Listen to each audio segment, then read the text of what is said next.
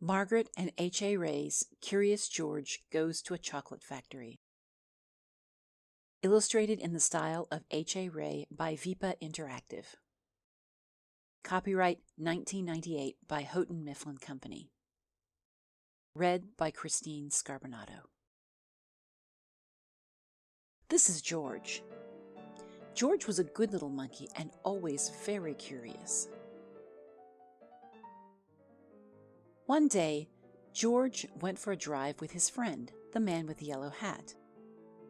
"Look, George," the man said, "there's a store in that chocolate factory up ahead.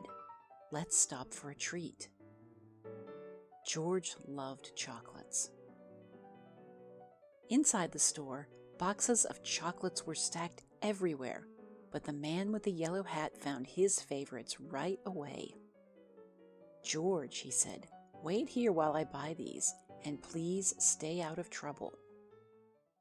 Where is the chocolate store located? The store is in a shopping mall. The store is part of a farm. The store is in a chocolate factory.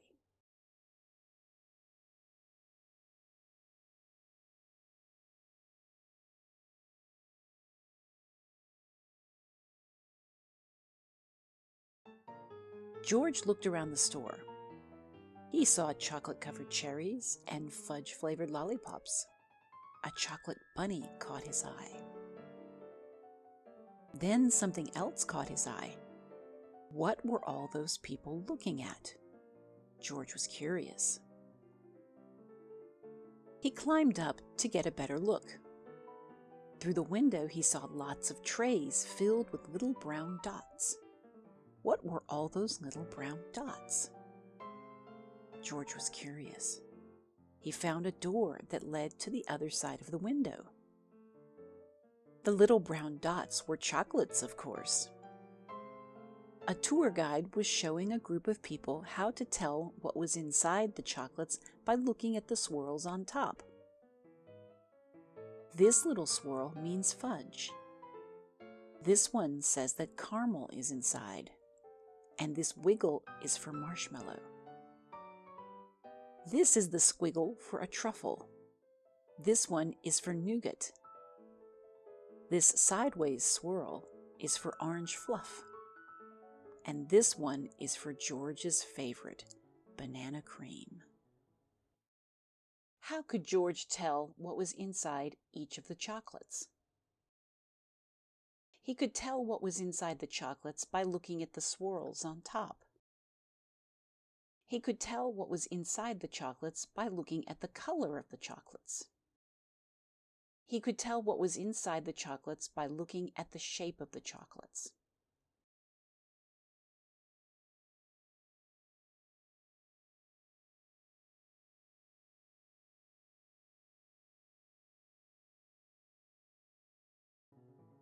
George followed the tour group until they came to a balcony overlooking a room where the chocolates were made. Down below, busy workers picked the candy off the machines and put them in boxes. These were the machines that made the chocolates with the swirls on top. The chocolates came out of the machines on long belts. But how did they get their swirls? George was curious. He climbed down the balcony and up onto a machine. George peeked inside. He was trying to see what was making the swirls when all of a sudden, the chocolates began coming out faster and faster. They sped by him so quickly they seemed to be running on legs of their own. "Quick, bring more boxes!" yelled a man with a tall white hat. "What happened?" asked another man. Nobody answered. Nobody knew what had happened, and everyone was so busy that no one noticed George. The workers began to fall behind, and the candy began to fall off the end of the belt. "Save the chocolates!" yelled the man with the tall white hat. Meanwhile, George saw one of his favorites whiz by. He tried to catch the banana cream chocolate, but it was too fast. He chased it to the end of the belt. At the end of the belt, a pile of chocolates was growing taller and taller. George had never seen so many chocolates.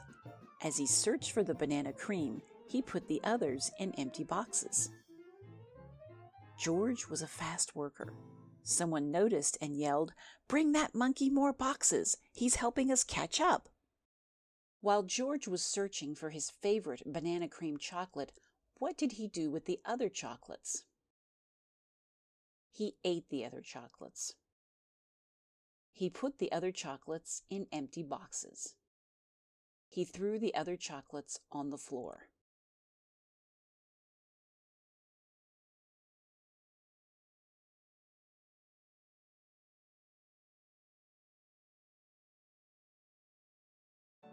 Not all the chocolates made it into boxes, but no more chocolates fell on the floor. Just when George and the workers were all caught up, the tour guide ran in with the man with the yellow hat.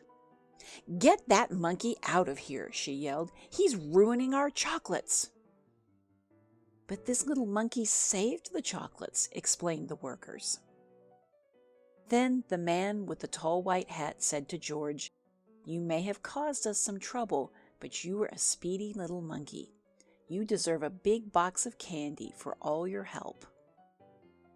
George was glad he was not in trouble, but he did not take the chocolates. Why didn't George take the box of chocolates offered by the man with the tall white hat? Because there were no banana cream chocolates in the box. Because he was angry at the ingratitude of the tour guide. Because he had already eaten a lot of chocolates and he was full.